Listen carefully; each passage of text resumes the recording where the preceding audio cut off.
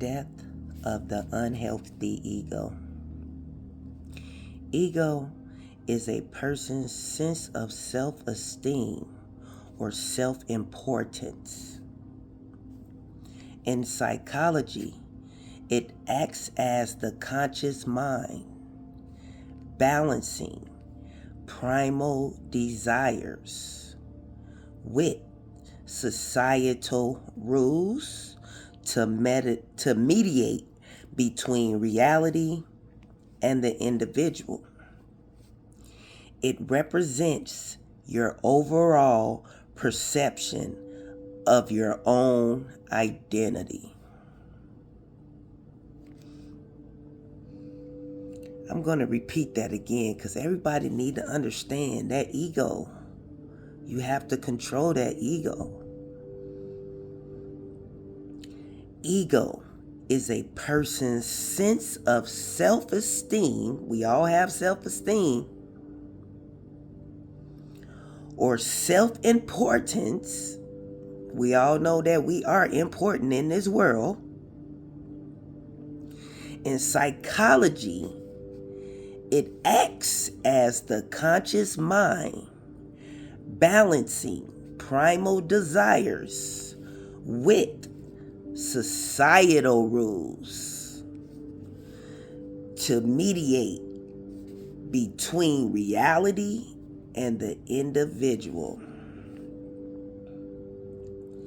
It represents your overall perception of your own identity.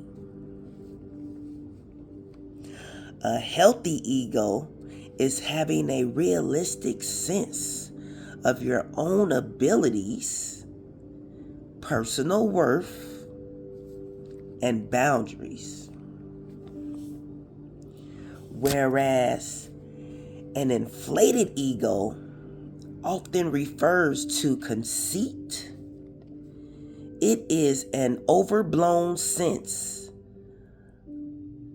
of superiority, pride, self-importance, and yet a fragile ego describes low self-esteem or high sensitivity to criticism. So pay attention to where your ego lies to stay in balance. The Bible frequently warns that focusing on one's own importance leads to a downfall.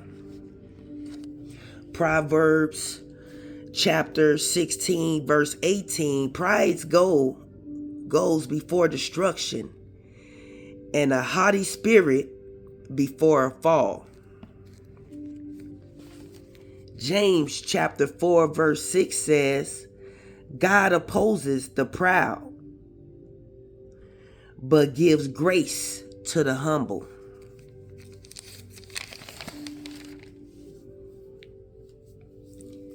Just trying to help you guys help yourselves, because I promise you, I probably did all three, not even knowing that I was fluctuating in between the egos. You know what I'm saying? When I was younger, I remember that song, too wide, it's too big, it's too strong, it's too tough, got a big ego. I ran with that song, not knowing that, yeah, it was a nice song, but yeah, I'm a humble person.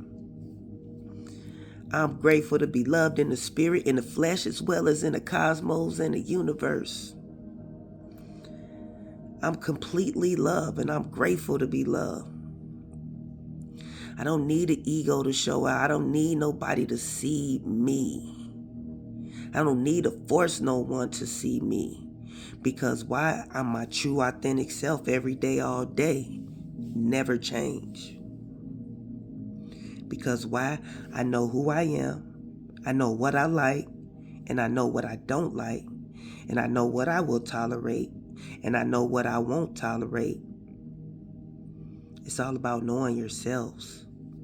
having that healthy ego. The unhealthy ego, I promise you, no boundaries, no nothing. Just following what society say. I remember growing up, oh, that's not ladylike. How you gonna tell me what's ladylike? And your life not even in order. That's how I was as a kid when I looked at adults trying to tell me things. When an adult tried to approach me to tell me something and their life wasn't even in order, I did not listen. But the simple fact is they not perfect.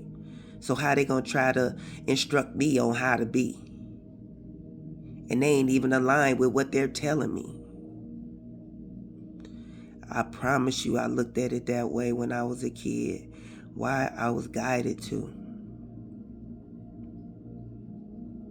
I only listened to the adults whose lives was in order, who was aligned, who was in alignment, not out of alignment.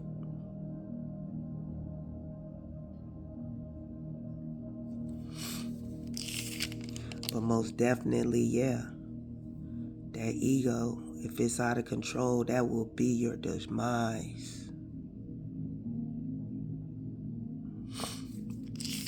And my kids understand that.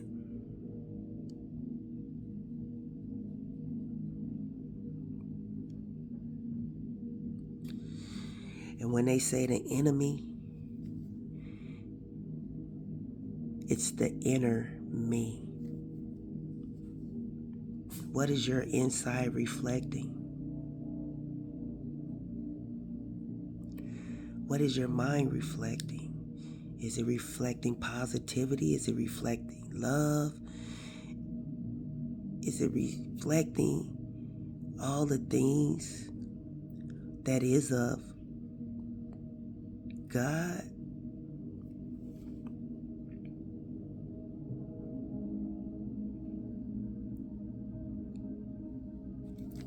That's what we have to think about. Like, it's not hard, I promise you. Before I turned to him, I thought, I was like, man, it's not hard. I promise you, it's not.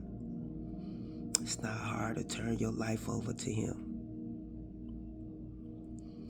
You know, you're just doing things the right way. You're not out there shaking your butt in the club. You ain't pouring drinks, running around in the bar. You ain't doing none of that. You're doing the things that you wanted to do as a kid that you never got a chance to experience. You experiencing new things, like you healing that inner child that was broken when you was a kid. Because a lot of people that's out of alignment, that inner child is broken. But with me, I heal my inner child. I'm going to protect my inner child. I'm not going to allow no one to step over me and think it's okay, and I accept it. I refuse. I can't assume someone is going to respect me. I'm going to demand that respect. I treat others like I want to be treated. That's how I live my life. All my life. It's probably why I survived the hood. You know? But I knew that I was not going to allow a repeated pattern for my children. And I bounced. I'm born and raised in Illinois. Chicago, Illinois, where all those kids die every day on a daily. Do you understand how the devil is roaming?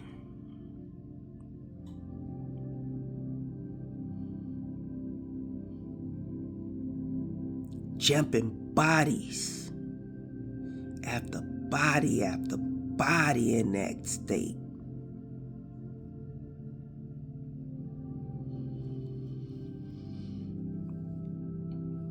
And when I was a youth,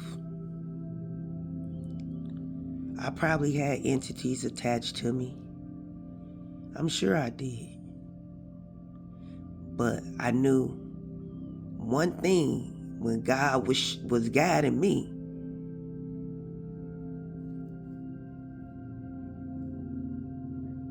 Gun violence, no. Even when they had that thing where it says, say no to drugs, remember that?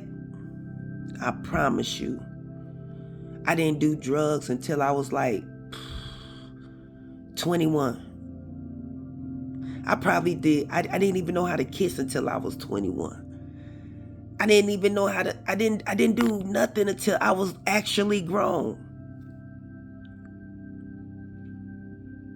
I'm going to take that back.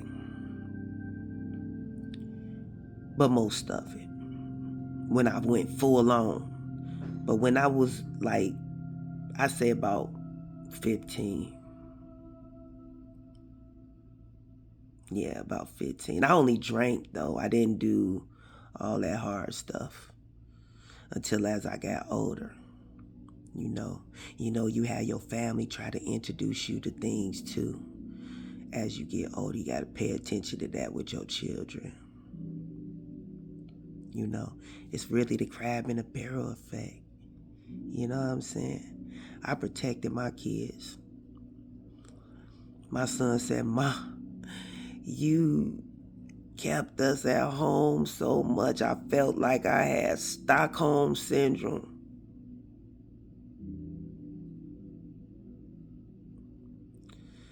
And I had to release my children out to the world because I know they're protected by the Most High.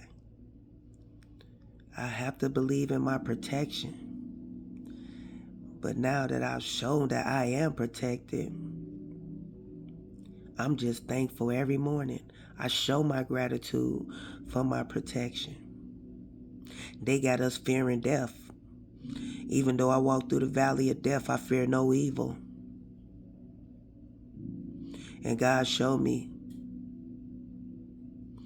how evil will flee.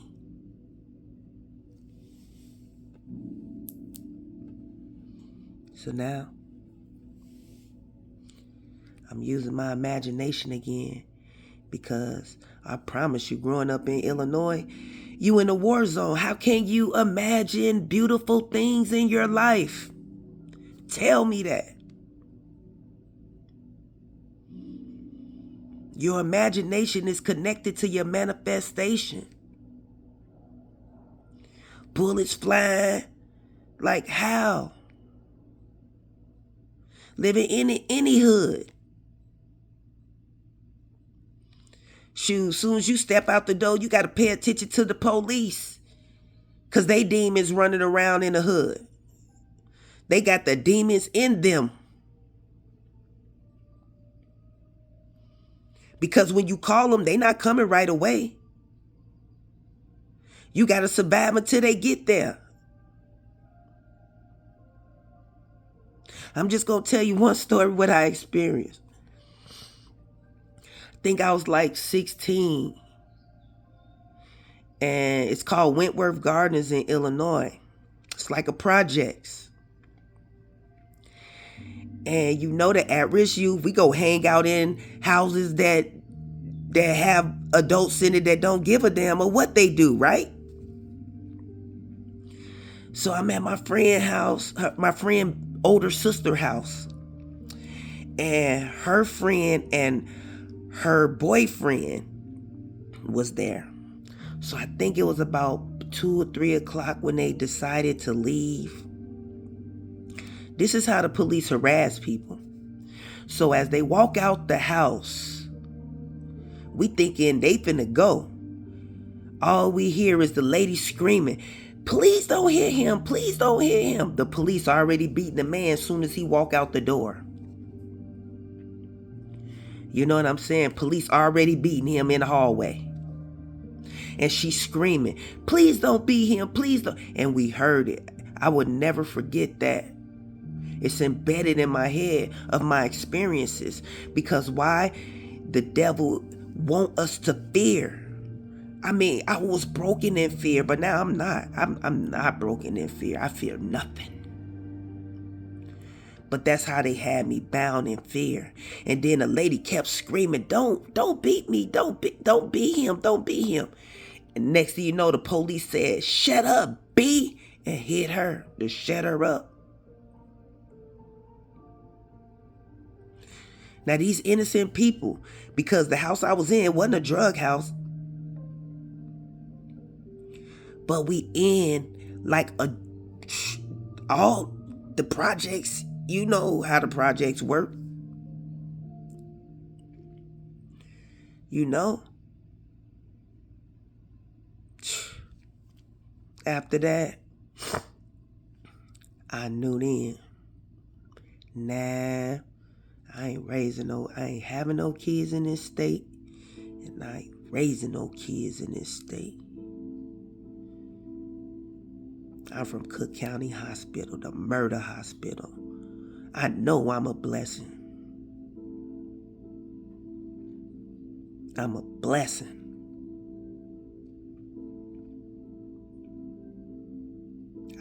It's a lot of kids that died during birth in that hospital. That, St. James, especially African American children. But now it got me thinking, was they sacrificing us? I don't know. I'm just asking the questions. There was a lot of mysterious deaths. But anyways, I'm just telling you, I know better, so I know how to do better. And that's every day. I strive to do better. Because why? I know better. Ashe.